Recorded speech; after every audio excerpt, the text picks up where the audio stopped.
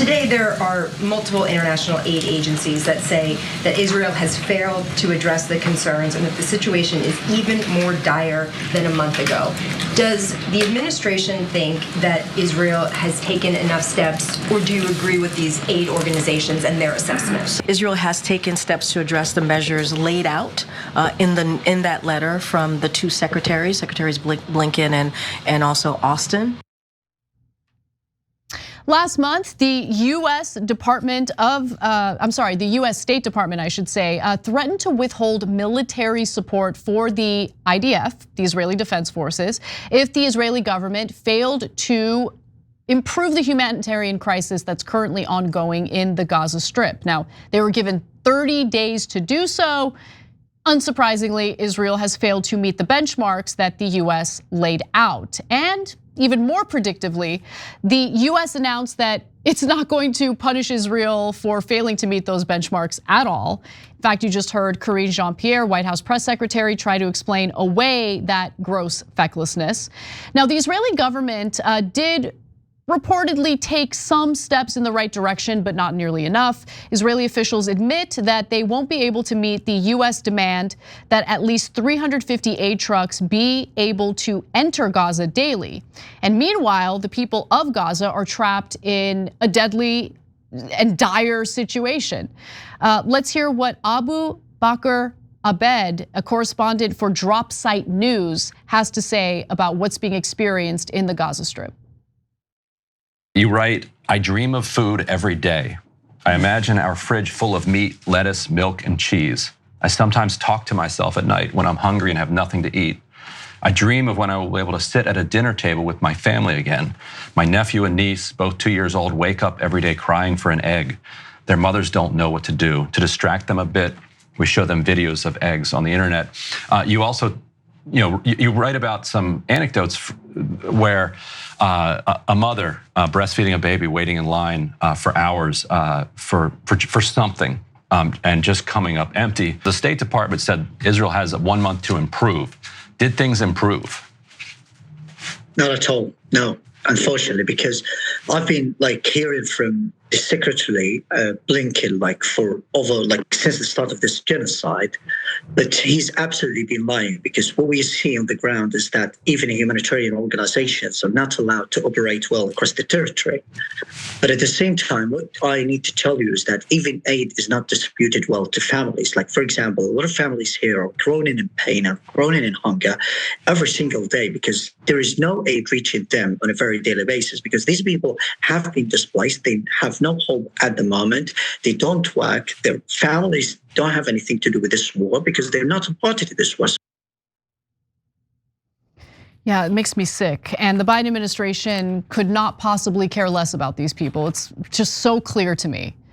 But at least one US senator does, and that senator, as always, is Bernie Sanders, who is Jewish himself. I really want to point that out because he cares deeply about the plight of the Palestinian people, the brutality that has been waged against them by the Israeli government.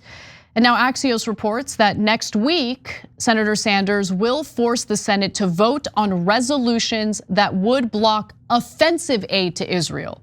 Now, defensive aid is usually, what's necessary in order to continue operating the Iron Dome, in order to protect Israeli civilians from, rockets and missiles and stuff like that.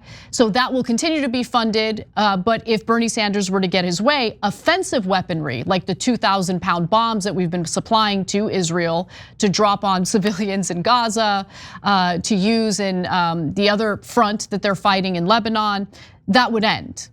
Now, the aid that would be blocked includes tank munitions, F-15 IA aircrafts and mortars, if all resolutions were to be passed. Now, I wasn't born yesterday. This is not my first rodeo. The resolutions, while wonderful and do have co-sponsors like Senators Peter Welch and Jeff Merkley, are very unlikely to pass. And it's because most of our lawmakers, unfortunately, are captured, so captured by the Israel lobby that they are terrified to ever do anything to tweak the Israeli government or hold it accountable when it's engaging in war crimes or breaking international laws. Bernie isn't just morally correct, he's also in line with the will of the American people. He's one of the few lawmakers who actually is. A June CBS poll revealed that a whopping 77% of Democrats and 61% of Americans overall want the US to implement an arms embargo to Israel.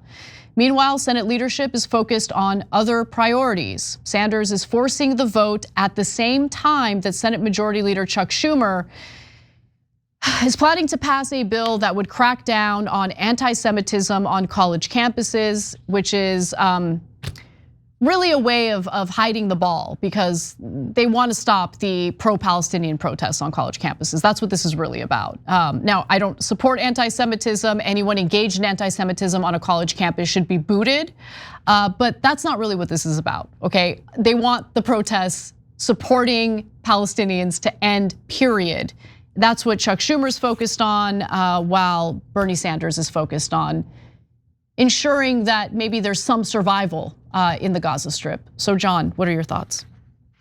Well, I think he's being distracted, Bernie Sanders. He's being distracted by mass slaughter when people advocating for things you don't like should be, I think, the focus of the nation. I think that's the greatest moral outrage of our time. No, it's insane. I imagine that Chuck Schumer and others are probably even more frustrated now that they're, the bill that would have allowed, I'm sure you've talked about, the Treasury Secretary to effectively nuke from orbit any nonprofit that is advocating for something they don't like.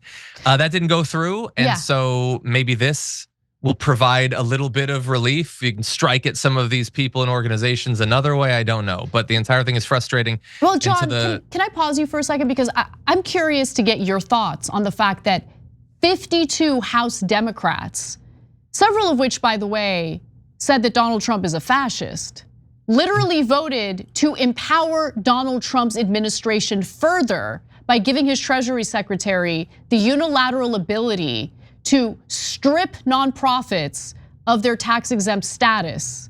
And obviously, politically motivated efforts will ensue if that were to pass. Luckily, it didn't, but 52 Democrats voted in favor of that. Well, hold on. I think you're getting tripped up on some of them having been called him a fascist. That does not mean that they think that that's a bad thing. Some people who call him a fascist serve as his soon-to-be VP. So not everyone actually minds it. They're just identifying what they think he is. Yeah, there were a lot of names on that list that annoyed me. I had to be reminded that Henry Cuellar exists, and I don't like that. I prefer to forget that he's a person. But then I also saw on the list Adam Schiff, incoming senator, the most progressive state in the union, wants to hand over power to whatever billionaire Donald Trump puts as head of Treasury, and also Colin Allred. And when I saw that, I thought, it stings a little bit less that you didn't become a senator because you kind of suck, buddy. I don't know that you were willing to do this. Fair. Yeah, and look, Cruz is definitely worse, but fair. I hear what you're saying. Definitely 100%. But no, this should not be a debate. And I know that, like, if you vote against it, they did their little tricky bazooky thing with like tax status for hostages to try to like set you up for an attack ad later. But everybody knows what this is about, okay? And you potentially being vulnerable to an attack ad in 6 years should be way less important than Donald Trump's hand-picked billionaire puppet, like destroying Planned Parenthood because of terrorism against fetuses or something. And by the way, the bill could come back. It's entirely possible that, with the numbers they'll have, coming up soon. Maybe not. The filibuster will still exist, and one Republican voted against it in the House, but that is what I'm worried about.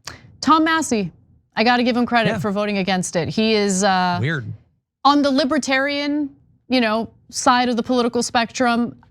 He seems to be very principled, just like Bernie Sanders on the left, side of the political spectrum. And even if I disagree with him on a whole host of policies, you got to respect people who actually have values, okay, and aren't just prostitutes for sale in Congress, which the vast majority of our Congress people are.